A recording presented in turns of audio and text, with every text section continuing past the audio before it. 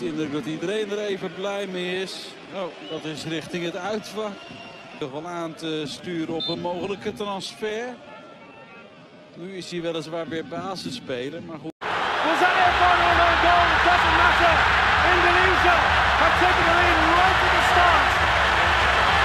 Di atas rumput hijau, bola boleh bundar, tapi emosi di tribun bisa meledak tak berbentuk. Sabtu malam 19 April 2025 menjadi saksi bahwa dendam lama tak semudah itu padam. Apalagi jika tersulut oleh kenangan yang belum sempat ditebus.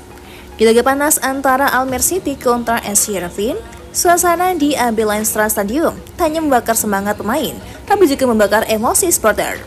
Dan di tengah bara itu, nama Tom Hee kembali jadi sorotan. Bukan karena gol, melainkan karena siulan tajam dan amarah yang menggema dari tribun lawan. Tom Hee, sang predator lini tengah, yang kini berseragam Almere, tampak tenang di atas lapangan. Namun setiap kali ia menyentuh bola, gelombang ejekan langsung menghantamnya. Supporter Heerenveen seolah tak melupakan luka lama. Masih terpatrik kuat dalam ingatan mereka momen pada putaran pertama musim ini, ketika Almere City membantai Heerenveen 3-0 dan Hee berdiri di ujung lapangan, tersenyum sinis sambil melayangkan gestur yang seakan mengejek. Kejadian itulah yang kini berbalik menghantam dirinya sendiri. Sejak pemanasan hingga peluit akhir, Tom Hee disambut dengan psikologis warfare ala tribun utara. Banner besar tuliskan ejekan, siulan setiap sentuhan, dan hujan teriakan dari bangku belakang gawang. Maar dit zou een beslissend moment in de wedstrijd kunnen zijn. Maar mag het nu 20 minuten tegen 10?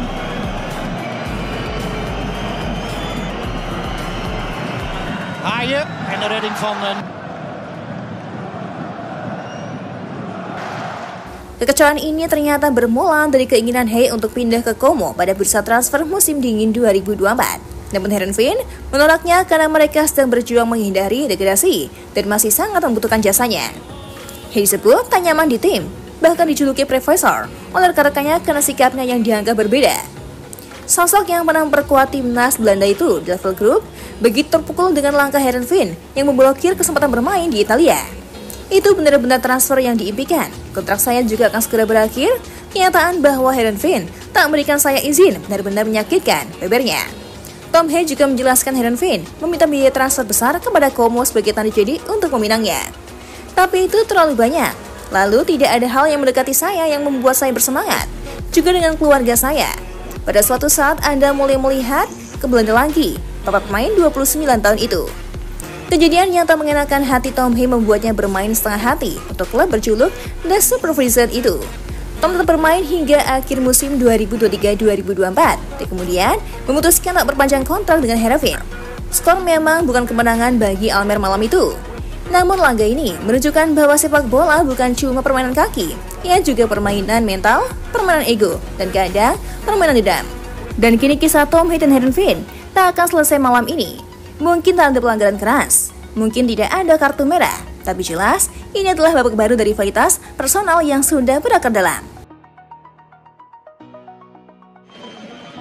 Niet indruk dat iedereen er even blij mee is. Oh, dat is richting het uitvak. Toch wel aan te sturen op een mogelijke transfer. Nu is hij weliswaar weer basisspeler, maar... Kita semua tahu cinta dan benci sering datang dari tempat yang sama. Tribun yang pernah mengidolakan bisa pula menjadi tempat yang meludahkan. Namun sepak bola akan selalu punya ruang untuk pembuktian dan pengampunan. Tom Hee mungkin dijadikan musuh, tapi ia tetap tampil seperti seorang profesional. Dan itu kadang lebih menyakitkan bagi sedar terlanjur membenci. Karena pada akhirnya diam adalah senjata yang paling menusuk. Tom Hee bermain penuh selama 90 menit dalam laga itu. Meski timnya kalah, pemain berusia 30 tahun itu tetap tampil sebagai motor pengatur ritme permainan Almere City dari lini tengah.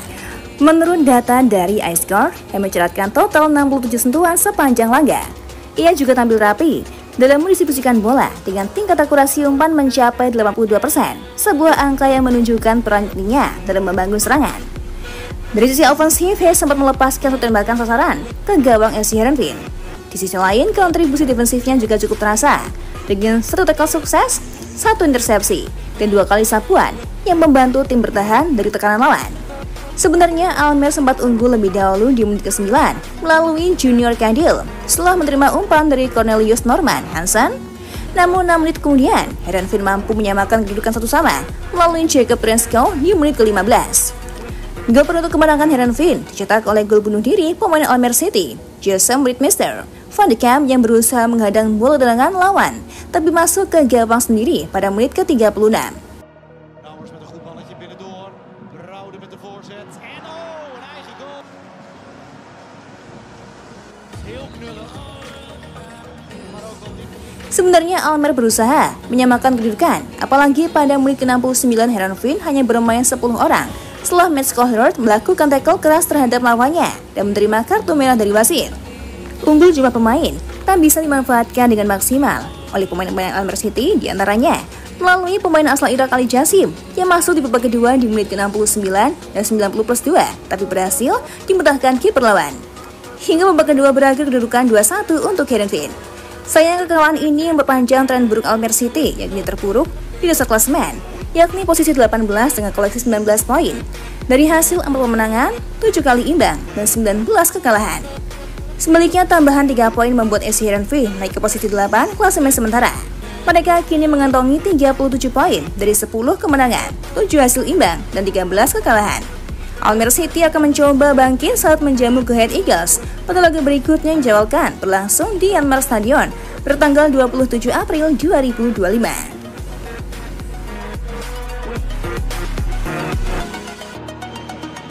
Niet indruk dat iedereen er even blij mee is. Oh, dat is richting het uitvak. Wel aan te sturen op een mogelijke transfer. Nu is hij weliswaar weer basisspeler.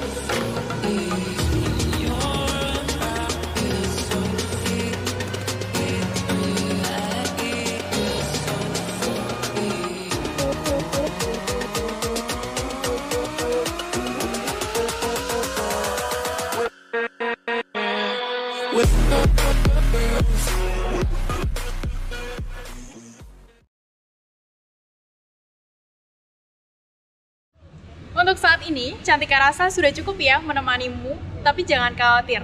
Cantika akan selalu menemani hari-hari kosongmu. Jangan lupa subscribe Timnas TV, biar kamu gak ketinggalan berita update seputar Timnas Indonesia.